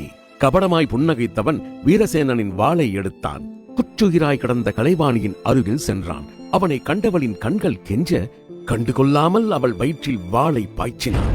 அடங்கிய கலைவாணியை பார்த்தவன் அவள் குறுவாளை எடுத்துக்கொண்டு வீரசேனனின் அருகில் வந்தான். சரியா? ஏதோ சொல்ல வந்த வீரசேனனை ஏளனமாக பார்த்த இளஞ்செழியன், சென்று வா நண்பா என்று சிரித்தபடி குறுவாளை பாய்ச்சினான். வீரசேனன் கொஞ்ச நேரத்திலேயே அடங்கிவிட இருவரையும் வெற்றி பெருமிதமாய் பார்த்தவன் அடுத்து இதை எப்படி அனைவருக்கும் சொல்லலாம் என்று திட்டமிட்டான். நடந்த எல்லாவற்றையும் இரு விழிகள் பயத்துடன் பார்த்துக் கொண்டிருந்தன. காரை ஸ்டார்ட் செய்த திவ்யா முன்புற கண்ணாடியை மறைத்தபடி நின்றிருந்த அந்த கோர உருவத்தை பார்த்து திடுக்கிட்டாலும் சுதாரித்துக் கொண்டு காரின் கண்ணாடியை ஏற்றினாள். பின் சீட்டில் இருந்த வருணை திரும்பி பார்த்தாள். திவ்யா என்று வருண் அழைக்க அவளுக்கு சமாதானமானது. ஓகே, இயல்பதா இருக்காரு என்று நினைத்துக் கொண்டு அவனுக்கு பதில் சொல்லாமல் ஆக்சிலேட்டரை பலம் கொண்ட மட்டும் மிதித்தாள். கார் எதன் மீதோ மோதியது போல் உணர்வுடன் கேட்டை கடந்தது. பின்னால் திரும்பி பார்க்க சூறைக்காற்று ஆவேசமாக சுழன்றடித்தது தெரிந்தது. மனதை சமாதானம் செய்து கொண்டு காரை செலுத்தினாள். காலை நேரத்தில் சாலையில் யாருமில்லாமல் இருக்க கார் சீறியது. ஷோபா சிட்டி மால் அரை மணி நேரத்தில் கடந்தது. பூங்குன்னம் பாலத்தில் ஏறி வலது பக்கம் திரும்பியது. அங்கிருந்து 2 நிமிடங்களில் திருவம்பாடி ஆலயம் வர பணிக்கர் வீட்டிற்கு முன் காரை நிறுத்தினாள். இறங்கினாள். பின் கதவை திறந்து, இறங்குங்க வருண். வருண் இறங்கினான். திவ்யா மணி பார்த்தாள். மணி 7:30. வீட்டின் கதவின் முன் இருந்த அழைப்பு மணியை அழுத்த கையை கொண்டு போனவள் திகைத்து போனாள். பணிக்கர் கதவை திறந்தார். புன்னகைத்தார். மலையாளத்தில் சொன்னார், வரு உள்ள வாங்கோ, இன்னைக்கு நீங்க 2 பேரும் வந்தாகணும்னு எனக்கு தெரியும் என்று புன்னகைத்தபடி சொன்னார். அவர்கள் இருவரும் உள்ளே சென்றனர். இப்படி இருக்கி உட்காருங்கோ என்று சொன்னவர் இருவருக்கும் குங்குமம் கொடுத்தார். இதை எப்பவும் உங்க நெத்தியில வச்சுக்கோங்கோ. கொடுங்கலூர் பகவதி கிட்ட சத்ரு சம்ஹார பூஜை பண்ணி கிடைச்ச குங்குமம் இது. அவர்கள் பயபக்தியுடன் வைத்துக் கொண்டனர். என்ன நடந்தது பரையோ என்று அவர் கேட்க திவ்யா சொன்னாள். பணிக்கர் வருணையை பார்த்தார். நான் நினைச்சதுக்கு நேர்மாறா நடந்திருக்கு. 2 ஆவிங்க இவர் மேல செயல்பட்டு இருக்கு. ஒன்னு மோசமானது, அது ஒன்ன கொல்ல துடிக்குது. இன்னொன்னு உன்னை காப்பாத்தி விட்டுருச்சுமா. ஐயா என்று திவ்யா அவரையே அதிர்ந்தவாறு பார்த்தாள். இவர் வேற மாதிரி நடந்துக்கும் போது ஏதாவது பேர் சொன்னாரா? சற்று நேரம் யோசித்த திவ்யா, கயல்விழின்னு கூப்பிட்டார் ஐயா. பணிக்கர் கண்களை மூடி சற்று யோசித்தார். அந்த கயல்விழிங்கிறது வேற ஆரமல்ல, ஏதோ ஒரு ஜென்மத்துல நீங்களே அந்த கயல்விழியாக்கும். ஐயா, ஆமம்மா, ஏதோ ஒரு ஜென்மத்துல யாரோ உன்னால பாதிச்சிருக்காங்க. உன்னை கொல்லணும்னு எந்த ஜென்மத்திலையும் பிறவி வேண்டாம்னு பழிவாங்க ஒரு ஆவி காத்துக்கிட்டு இருக்கு. பட்சே அதே நேரத்துல உன்னை காப்பாத்தணும்னு இன்னொரு ஆவியும் இருக்கு. ஐயா, இதெல்லாம் நம்புறதுக்கு கஷ்டமா தான் இருக்கும். ஆனா வேற வழி இல்ல. ஐயா சொல்லுமா. கத்திய வச்சு அவர் தன் கழுத்தையே அறுத்துக்க பார்த்தார்.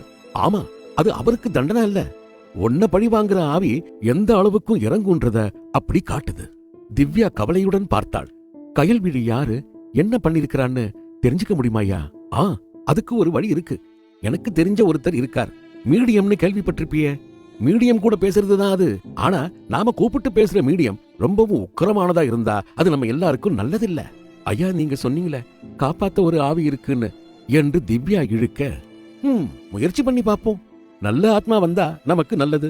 மோசமான ஆவிகிட்ட மாட்டினா அந்த பகவதி அம்மன் தாமா நம்மளை காப்பாத்தணும் என்று பணிக்கர் சொல்ல திவ்யாவை மெலிதான ஒரு நடுக்கம் ஆட்கொண்டது. பொழுது விடிந்து கொண்டிருக்க உறங்கிக் கொண்டிருந்த இளஞ்செழியன் குதிரைகளின் குளம்படி சத்தத்தில் எழுந்து கொண்டான். யார் என்று பார்க்க வெளியே வந்தான். குதிரைகளில் இருந்து 10க்கும் மேற்பட்ட வீரர்கள் இறங்கினர். இளஞ்செழியன் ஆச்சரியமானான். எதுவும் முக்கியமான பணியா? இத்தனை பேர், அதுவும் இந்த காலை பொழுதில் வந்திருக்கிறீர்கள் என்று இளஞ்செழியன் அவர்களிடம் வினவ, அவர்கள் ஒன்றும் சொல்லவில்லை. ஏன் ஒன்றும் பேசாமல் இருக்கிறீர்கள்? அவன் மீண்டும் கேட்க, ஒரு வீரன் முன்னால் வந்தான். உங்களை கைது செய்து கொண்டு வரும்படி மன்னரின் ஆணை. இளஞ்செழியனை உச்சக்கட்ட அதிர்ச்சி தாக்கியது. எதற்காக?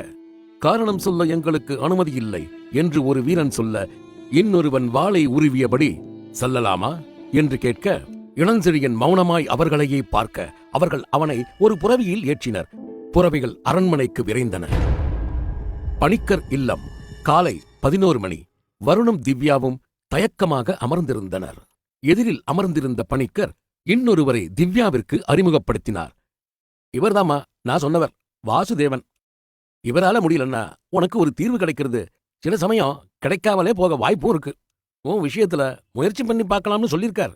எதுக்கும் பகவதி அம்மனை நல்லா வேண்டிக்கம்மா, மனசிலாயோ என்று பணிக்கர் சொல்ல, திவ்யா பவ்யமாய் தலையாட்டினாள். அந்த அறை தாழிடப்பட்டது. வருண் அமர வைக்கப்பட்டான். அருகில் திவ்யா அமர வாசுதேவன் அவர்களின் எதிரில் அமர்ந்தார். பணிக்கர் அந்த அறைக்குள் செல்லவில்லை. வெளியில் இருந்த பகவதி சிலைக்கு பூஜை செய்ய ஆரம்பித்தார். எந்த பகவதி அம்மே, எல்லாம் நல்லபடியா நடக்குமா என்ற கவலை அவரை குடைந்தது. உள்ளே வாசுதேவன் ஏற்பாடுகளை தொடங்கி இருந்தார். இதுதான் ஓஜா போர்டு. இங்க நான் மந்திரம் சொல்லி இவர் மேல வந்தவரை கூப்பிடுவேன். இந்த போர்டுல எந்த அசைவும் இல்லைன்னா ஆவிகள் நம் அழைப்பை ஏத்துக்கலன்னு அர்த்தம். ஏதாவது அசைவு இருந்தா நீங்க ஒன்னும் பயந்துராதீங்க, நான் இருக்கேன். அதே நேரத்துல எந்த காரணத்துக்காகவும் பூஜைக்கு இடையில எழுந்திருச்சிடாதீங்க, அப்புறம் ரொம்ப ஆபத்தாயிடும் என்று வாசுதேவன் சொல்ல, திவ்யாவிற்கு திக்கென்றது. வருணை திரும்பி பார்த்தாள். அவன் எந்த உணர்வுமின்றி இருந்தான். வாசுதேவன் பூஜையை தொடங்கினார். அரண்மனை. விசாரணை மண்டபத்தில் இளஞ்செழியன் நிறுத்தப்பட்டிருந்தான். இன்னும் மன்னர் வரவில்லை. இளஞ்செழியன் மனம் பலவாறு யோசித்துக் கொண்டிருந்தது. கலைவாணி, வீரசேனன் இருவரின் கதையை முடித்து பல நாட்கள் ஆகிவிட்டன. நாம் சொன்ன கதையை எல்லோரும் நம்பியும் விட்டனர். இப்போது என்ன நடந்தது? எதற்காக இந்த கைது நடவடிக்கை என்று பலவாறு யோசித்தும் அவனுக்கு ஒன்றும் புலப்படவில்லை. மன்னர் வருகிறார் என்ற குரலை தொடர்ந்து மன்னர் விஜயாலய சோழன் வர, அவருடன் அமைச்சர் நரசிம்மர் உடன் வந்தார். மாமன்னருக்கு என் பணிவான வணக்கம் என்று இளஞ்செழியன் சொல்ல, மன்னர் தலையசைத்தார். இளஞ்செழியா, இங்கு எதற்காக கொண்டு வரப்பட்டிருக்கிறாய் என்று தெரியுமா? தெரியவில்லை மன்னா, நான் எந்த தவறும் செய்யவில்லை. உன்னால், உன் முறையற்ற காமத்தால் ஒரு பெண்ணின் வாழ்க்கை பறிபோய்விட்டதே என்று மன்னர் சொல்ல, இளஞ்செழியன் அதிர்ந்து போய் அவரையே பார்த்தான். என்ன சொல்கிறீர்கள் மன்னா? எனக்கொன்றும் புரியவில்லை. திருமணம் செய்ய முயன்று மறுத்த காரணத்தினால் அந்த பெண்ணிடம் நீ தவறாக நடந்தது, அந்த பெண் அதனால் விஷம் குடித்து இறந்தது, இதையெல்லாம் அவ்வளவு எளிதில் மறந்து விட்டாயா என்று விஜயாலய சோழன் புன்னகைக்க, இளஞ்செழியனுக்கு ஒன்றும் புரியவில்லை. கயல்விழி மறுத்தவரை சரி, அதற்கு பின் நடந்ததாக சொல்லப்படுபவன அவனுக்கே புதிதாயிருக்க, மன்னா, இது தவறான குற்றச்சாட்டு, நான் அப்பாவி என்று இளஞ்செழியன் கூக்குரலிட்டான். இளஞ்செழியா, மகளிர் கண்ணீர் விட்டு சொல்லும் குற்றச்சாட்டில் எப்போதும் பொய் இருப்பதில்லை. அது மட்டுமல்ல, மானம் இழந்துவிட்டேன் என்று எந்த ஒரு பெண்ணும் அவ்வளவு எளிதில் வெளியில் சொல்வதில்லை. என்னிடம் குறையை சொல்லிவிட்டு நியாயம் கிடைக்கும் என்ற நம்பிக்கையில் விஷம் குடித்து இறந்துவிட்ட பெண்ணுக்கு நீதி வழங்க வேண்டுமல்லவா நான்? மன்னா, இனி இதுபோல் நம் நாட்டில் நடக்கக்கூடாது இளஞ்செழியா. அதனால் உன்னை கழுவேற்ற ஆணையிடுகிறேன். மன்னா, இது அபாண்டம், நான் குற்றமற்றவன் என்று இளஞ்செழியன் கதறினான். விஜயாலய சோழன் எழுந்து போய்விட இளஞ்செழியன் மனநிலை பாதித்தவன் போல் பிதற்றினான். 2 வீரர்கள் அவனின் இருபுறமும் வந்து நின்றனர். வேண்டாம், விடுங்கள் என்னை. அவர்கள் கண்டுகொள்ளவில்லை. அவன் அரண்மனை வாசலுக்கு இழுத்து வரப்பட்டான். வாசலில் கழுமரம் கூர்மையாக சீவப்பட்டு தயாராக இருக்க இளஞ்செழியன் அலறினான். நான் குற்றமற்றவன், கயல்விழி, உன்னை விடமாட்டேன் என்று கத்தியவனை கண்டுகொள்ளாத வீரர்கள் அவனை அப்படியே எடுத்து கழுமரத்தில் சொருகினர். ரத்தம் பீரிட்டு கழுமரத்தில் வழிந்தது. உடம்பின் ஒவ்வொரு அணுவிலும் தாங்க முடியாத வலி ஊடுருவ இளஞ்செழியன் துடித்தான். வீரர்கள் விலகினர். பொதுமக்கள் அவன் துடிப்பதை வேடிக்கை பார்த்தனர். அவர்களுள் அந்த ஆடு மேய்க்கும் சிறுமியும் நின்றிருந்தாள். கரும்புக்காட்டில் இளஞ்செழியன் கலைவாணியையும் வீரசேனனையும் கொன்றதை பயத்துடன் பார்த்தவள் கயல்விழியிடம் சொல்லிவிட கயல்விழி தன் திருமணத்தை நிறுத்தியதும் மன்னனிடம் தன் மானம் போய்விட்டதாக, நடக்காத ஒன்றை நடந்ததாக சொல்லிவிட்டு விஷம் குடித்து தற்கொலை செய்து கொண்டதை எண்ணி பார்த்தவள், நீ செத்துடுவேன்னு தெரிஞ்சிருந்தா உன்கிட்ட வந்து சொல்லி இருக்க மாட்டேங்க என தனக்குள் கலங்கியவள் துடித்துக் கொண்டிருந்த இளஞ்செழியனை நிறைவாய் பார்த்தாள். கயல்விழி, உன்னை நான் விட மாட்டேன். எத்தனை ஜென்மமானாலும் காத்துக்கிட்டு இருப்பேன்னா.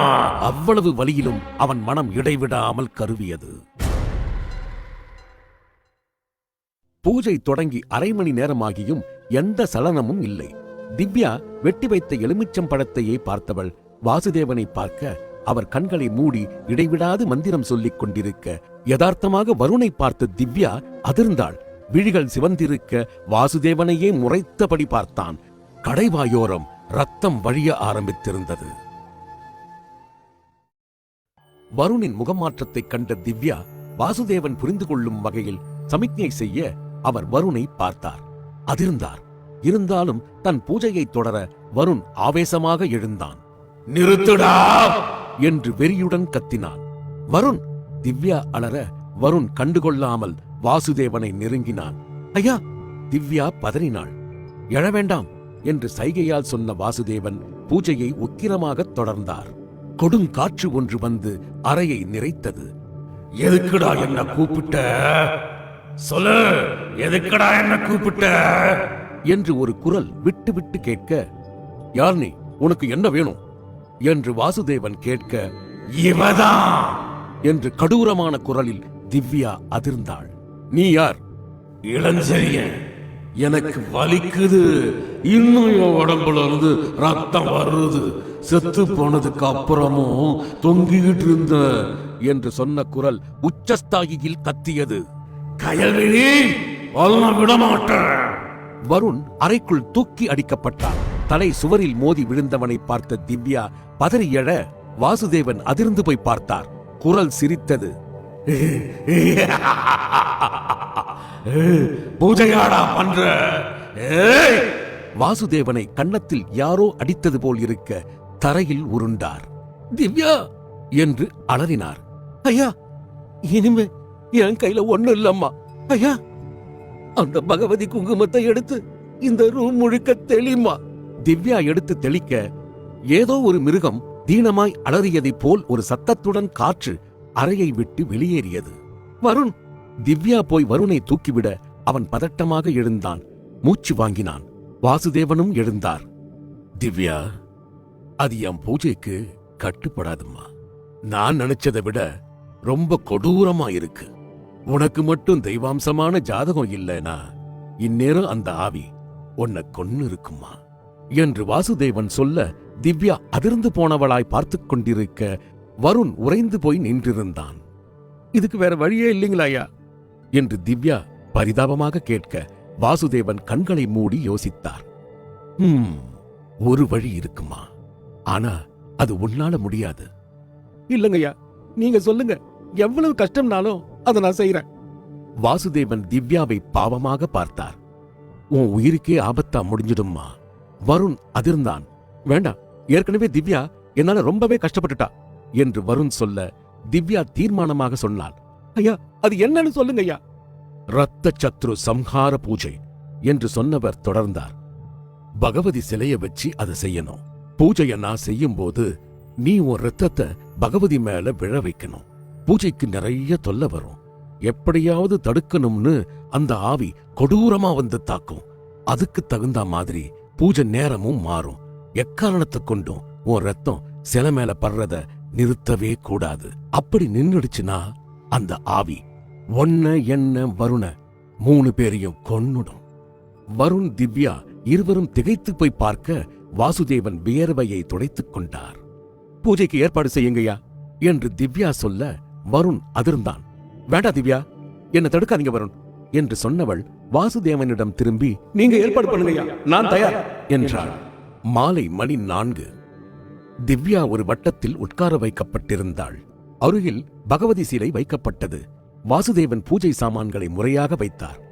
தொடங்கலாமா என்று திவ்யாவிடம் கேட்க திவ்யா தலையசைத்தாள். நடப்பதையெல்லாம் கவலையுடன் பார்த்துக் கொண்டிருந்தான் வருண். வாசுதேவன் மந்திரம் சொல்லியபடி திவ்யாவின் கையை கீறினார். ரத்தம் வெளியில் வந்து சொட்டியது. சரியாக பகவதியின் சிலை மேல் விழுந்தது. டேய்! என்று ஒரு சத்தம் மட்டும் கேட்க மெழுகின் தீபம் அணைந்து வாசுதேவன் உக்கிரமானார். திவ்யா! வருண் அலறினான். யாரோ வருணின் கழுத்தை பிடித்து நெரித்தாற் போல் துடித்தான். திவ்யா பதறினாள். இருந்தாலும் பூஜையை விட்டு எழவில்லை. அம்மா, உன்னதான் நம்பி இருக்கோம், காப்பாத்து தாயே என்று மனமுருக வேண்டினாள். இவனை இப்பவே கொன்னுடுறேன், எழுந்து போடி என்று ஆங்காரமாய் குரல் கேட்க திவ்யா பதட்டமானாள். வாசுதேவன் கத்தினார். நடப்பது ரத்த சத்ரு சம்ஹார பூஜை. நீ யாராக இருந்தாலும் அழிவுதான் உனக்கு என்று வாசுதேவன் சொல்ல, எங்கிருந்தோ ஒரு மிருகம் ஆங்காரமாய் கத்தியது அந்த அறையில் பன்மடங்கு எதிரொலித்தது. திவ்யாவிற்கு மயக்கம் வருவது போல் இருந்தாலும் சுதாரித்துக் கொண்டாள். என் வருணை நீ எந்த ஆவியும் தொல்லப்படுத்தக்கூடாது, நான் செத்தாலும் பரவாயில்ல என்று பிடிவாதமாக கண்களை முழித்து பூஜையை தொடர்ந்தாள். ஒரு கட்டத்தில் கொடுங்காற்று வாசுதேவனை தாக்க வந்த நிமிடத்தில் பூஜை முடிக்கப்பட ஒரே நிசப்தம்.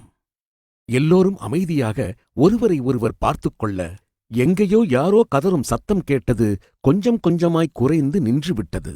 ஐயா! வருண் வாசுதேவனை கூப்பிட அவர் கட்டை விரலை உயர்த்திக் காட்டி புன்னகை புரிந்தார். திவ்யாவும் புன்னகைத்தபடி மயங்கிச் சரிய, திவ்யா! வருண் பதறினான். ஆம்புலன்ஸ் இருக்கு, கொண்டு வாங்க என்றவாறு பணிக்கர் உள்ளே வந்தார். மருத்துவமனை. திவ்யா கண் விழித்துப் பார்க்க வாசுதேவன், வருண், பணிக்கர் அனைவரும் நின்றிருந்தனர். சாதிச்சிட்டம்மா, உனக்கு தெய்வாம்சம் இருக்கிற ஒரே காரணத்தாலதான் பூஜை நல்லபடியா முடிஞ்சுது. இனிமே எந்த சிக்கலும் இல்ல. இருந்தாலும் ஒரு செப்புக்காப்பு வருண் கையில எப்பவும் இருக்கட்டும் என்று வாசுதேவன் சொல்ல திவ்யா புன்னகைத்தாள். வருணின் மனம் நீண்ட நாட்களுக்குப் பிறகு லேசாக இருந்தது. இருவரும் விடைபெற்றனர். காரின் கதவை திறந்த வருண் டிரைவிங் சீட்டை ஆக்கிரமித்தான். திவ்யா அருகில் அமர்ந்தாள். அவள் கவனத்தை அங்கிருந்த பார்பி பொம்மையொன்று ஈர்க்க, இது என்னப்பா புதுசா இருக்கு? திவ்யா வருணை கேட்க, தெரியலடா, எதுக்கு வம்பு, வெளியே தூக்கி போட்டுடு என்று வருண் சொல்ல திவ்யா அந்த பொம்மையை வெளியே தூக்கி போட்டாள். திவ்யா வருணின் கையில் செப்புக்காப்பு இருக்கா என்று பார்க்க அவள் எண்ண ஓட்டம் புரிந்த வருண் சிரித்தான். கவலைப்படாத திவ்யா, இனிமே இந்த செப்புக்காப்பு என் கூட தான் இருக்கும் எப்பவோ என்று புன்னகைத்தவனை காதலுடன் பார்த்த திவ்யா இறுக்கி அணைத்துக் கொண்டாள். போலாமா என்று அவன் கேட்க அதே நிமிடத்தில் கீழே எரியப்பட்ட பார்பி பொம்மை மெதுவாய் எழுந்தது. யாரும் இருக்கிறார்களா என்று சுற்றுமுற்றும் பார்த்து மெல்ல நடந்து போய் காரின் டிக்கியை திறந்து அதற்குள் சென்று டிக்கியை மூடிக்கொண்டது. கார் புறப்பட்டது. திவ்யா என்று வருண் காரை ஓட்டியபடியே அழைக்க, சொல்லுப்பா, ரொம்ப கஷ்டப்பட்டுட்டியா? பரவாயில்லப்பா. அவளை பாசமுடன் பார்த்தவன், இனிமே எந்த தொல்லையும் இல்லாம சந்தோஷமா இருப்போம் என்று வருண் சொல்ல திவ்யா புன்னகைத்தாள். வருண் சொன்னது டிக்கியில் இருந்தபடி கேட்ட பார்பி பொம்மை மர்மமாய் புன்னகைத்தது. முடிந்தது.